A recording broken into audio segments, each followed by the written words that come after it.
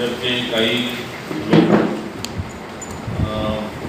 म्हणजे आपण प्रवेश करून घेण्याच्या मार्गावर आहे अशी बातमी आली आणि ही पूर्णपणे चुकीची आहे. कारण भारतीय जनता पार्टीच्या एकही ह्या विधानसभेच्या कार्यकर्ता असून दे किंवा आपला पुढारी किंवा आपला मेन पदाधिकारी असो, म्हणजे एकही पदाधिकाऱ्यांनी आपल्या कुठेही एखादी पत्रकार परिषद घेऊन असं सांगितलं नाही किंवा आमचा कार्यकर्ता दीपकभाई फोडतात आहे. कारण हे कुठेतरी आपण चर्चेत राहावं म्हणून दीपकभाईंनी आपला हा एक पत्रकार परिषद घेऊन मांडलेला आपले एक मत आहे. दुसरा विषय म्हणजे आपल्या सावंतवाडी तालुक्यामध्ये जे मुस्लिम बांधवांसाठी एक प्रार्थना स्थळ ती 3री इमारतीचं बांधकामचं होतं, म्हणजे कोलम इथं होतं. गेले 3 वर्ष ते लोक सतत पालकमंत्र्यांकडे जाऊन पाठपुरावा करत होते, पण पालकमंत्र्यांनी ह्यात कुठलाही लक्ष न घातल्याने ते सर्व बांधव मुस्लिम बांधव आमच्या कार्यालयामध्ये आले. मला भेटले स्वतः. मला भेटल्यानंतर त्यांनी सांगितलं आमचा विषय सुटला पाहिजे. मग आमचे राज्याचे सरचिटणीस म्हणजे तेली साहेब चव्हाण साहेबांमार्फत आपण मुख्यमंत्र्यांकडे जाऊ. तशी बघा तुमच्याकडे पत्र करून दिलेले आहे. मुख्यमंत्र्यांच्या दिमाग पण मारलेले आहे. मुख्यमंत्र्यांच्या आमच्या प्रयत्नातून त्या मुस्लिम बांधवांना आज आपलं ते 3ऱ्या इमारतीचं बांधकामाला परवानगी मिळालेली आहे. दुसरा विषय हा आपला हा मतदारसंघ आहे. कुठल्यातरी वृत्तपत्र वाटले हा शिवसेनेला आपल्याला सुटला आहे असं त्यांनी वक्तव्य केलेलं आहे. पण हे चुकीचं आहे. आमच्या वरिष्ठ पातळीवरून ज्यावेळी युतीचं अजून कुठलंही बोलणं झालं नाही, पण आम्ही आमच्या वरिष्ठावरून आम्हाला तालुकाध्यक्षांना सूचना दिलेली आहे. तिन्ही तालुकाध्यक्षांना हा मतदारसंघ भारतीय जनता पार्टी आपल्या स्वबळावर लढायचं आहे. जर युती झाली तर हा युतीमध्ये आपल्याला सुटणार आहे. नाही जरी युती तरी आपल्याला हा मतदारसंघ आम्ही भारतीय जनता पार्टी म्हणून लढवायचं आहे. ह्या सूचनेनुसार आम्ही गेले 2 ते 2.5 वर्ष या मतदारसंघात खाली 307 बूथ आहेत. 307 बूथपर्यंत आम्ही पोचलेलो आहे. आणि 307 बूथपर्यंत आम्ही संघटना आपली स्ट्रॉंग म्हणजे मजबूत संघटना आपण बांधलेली आहे. आणि ह्या संघटने बांधणीचा जो रिझल्ट आहे तर हा येत्या लोकसभेला पण आपल्याला दिसलेला आहे. त्यामुळे असं कोणीच नाही समजा भारतीय जनता पार्टीला असं गृहीत धरून करायचं नाही. भारतीय जनता पार्टीला आम्ही धरून देतो.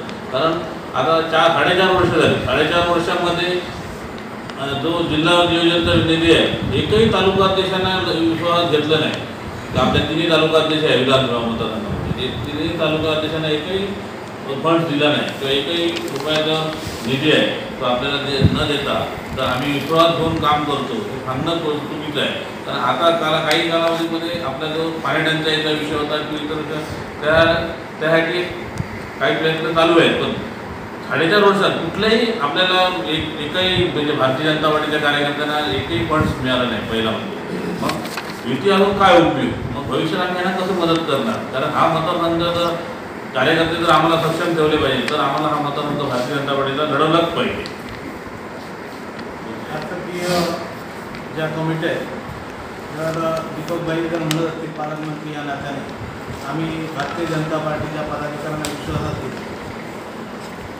जर असं असेल तर शासकीय कमिटीमध्ये भारतीय जनता पार्टीच्या कुठल्या कार्यकर्त्याला स्थान दिलं हे त्यांनी जाहीर करावं. साधी दक्षता कमिटी असून दे की त्याच्या पुढच्या सर्व कमिट्या असून दे जिल्हा स्तरावर कुठल्याही कमिटीवर भारतीय जनता पार्टी म्हणून स्थान देण्यात आलं नाही. फक्त जिल्हा नियोजनचा जो विषय आहे त्या जिल्हा नियोजनचे सदस्य हेच फक्त भारतीय जनता पार्टीकडे आलेले आहेत. इतरत्र आणि ते पण निवडणुकी झाल्यानंतर झालेलं आहे. त्याचप्रमाणे वेंगुर्ल्यातील मागच्या लोकसभा निवडणुकीमध्ये म्हणजे सेना भाजपची युतीचे खासदारांचे आम्ही प्रचार करत असताना सुद्धा मापणच्या प्रचार सभेमध्ये 2 आमचे सरपंच भोगवा आणि नियुक्ती सरपंच यांना शिवसेनेने घेण्याचा प्रयत्न चालू होता. ज्यावेळी आम्हाला हे समजलं त्यावेळी आम्ही त्यांना कार्यालयात बोलून याबाबत आमचे विचार परखड मांडले आणि जर ते प्रवेश झाले तर यापुढे आम्ही भारतीय जनता पार्टी म्हणून कुठल्याही कार्यक्रमामध्ये सामील होणार नाही प्रचाराच्या असं ज्यावेळी निक्षून सांगितलं त्यावेळी त्या सरपंचांचे प्रवेश थांबवले गेले. त्यावेळी आम्हाला सांगितलं गेलं की आम्हाला खालच्या पदाधिकाऱ्यांनी सांगितलं ते स्वाभिमानचे आहे म्हणून आम्ही त्यांना घेत होतो. अशा पद्धतीचं वक्तव्य केलं गेलेलं आहे.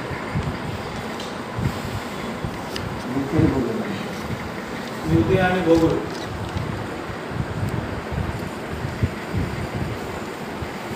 गेली 2.5 ते 3 वर्ष मी भारतीय जनता पार्टीच्या तालुका अध्यक्ष म्हणून जोडापासून कामकाज करीत असताना पालकमंत्र्यांना तालुका अध्यक्ष भारतीय जनता पार्टीचा तालुका अध्यक्ष कोण आहे, सुधीर दळवी कोण आहे हे माहीत नाही आहे. त्यामुळे त्यांनी विकास आणि महत्त्वाचा मुद्दा काय जे विकास कामाबद्दल जे 60-40चा फॉर्म्युला आहे त्याबद्दल तिन्ही तालुक्यांना कधीच दीपक बाईंकडून कधीच विश्वास घेतलेला नाही. त्यामुळे विकासाच्या मळ्यात मारून म्हणून आम्ही तिन्ही तालुका अध्यक्ष आणि आमची जी कमिटी आहे आणि या विधानसभेची जी आपली भारतीय जनता पार्टीची जी कोर कमिटी आहे हे ठरवलेलं आहे. भविष्यात जरी युती झाली तरी हा मतदारसंघ जर भारतीय जनता पार्टीला मिळण्याचा प्रयत्न केला, कारण वरिष्ठ पातळीवरून आम्हाला सांगितलेलं आहे. नाहीतर उद्या हा मतदारसंघ नाही मिळाला तरी पण आपण स्वतंत्र इकडे लढवणार आणि भारतीय जनता पार्टीचा एकूण कार्यकर्ता जो उमेदवार आहे तो भारतीय जनता पार्टीचा आमदार म्हणून आपण निवडून आणणार. अपक्ष लढण्याची तयारी. अपक्ष नाही, भारतीय जनता पार्टी. अपक्ष लढवणं भारतीय जनता पार्टी युती झाली तर चिन्ह मिळणार नाही ना. मैत्रीपूर्ण लढत होईल भारतीय जनता पार्टी. आम्ही मागणी करू ना वरिष्ठ पातळीवर. कारण येत्या काही दिवसामध्ये मुख्यमंत्र्यांनी आम्हाला 10 ते 12 तारीखला आम्हाला वेळ दिलेला आहे या विधानसभेच्या संपूर्ण या कोर कमिटी 10 ते 12 तारीखला. आणि आम्ही 10 ते 12 तारीखला त्यांची भेट घेऊ मुख्यमंत्र्यांची. हा मतदारसंघ भारतीय जनता पार्टीला कुठल्यासाठी आपण तो प्रयत्न करणार आहोत. काय झालं तरी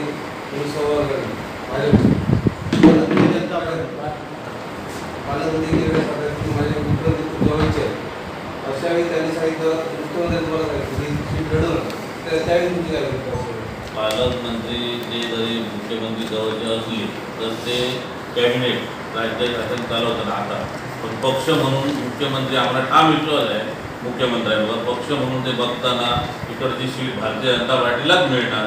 कारण ते वरिष्ठ आमचे नेते आहेत, नेते मंडळी आहेत, त्यांनी आम्हाला सांगितलेलं आहे आपली सीट भारतीय जनता पार्टी म्हणून ठरवायची आहे.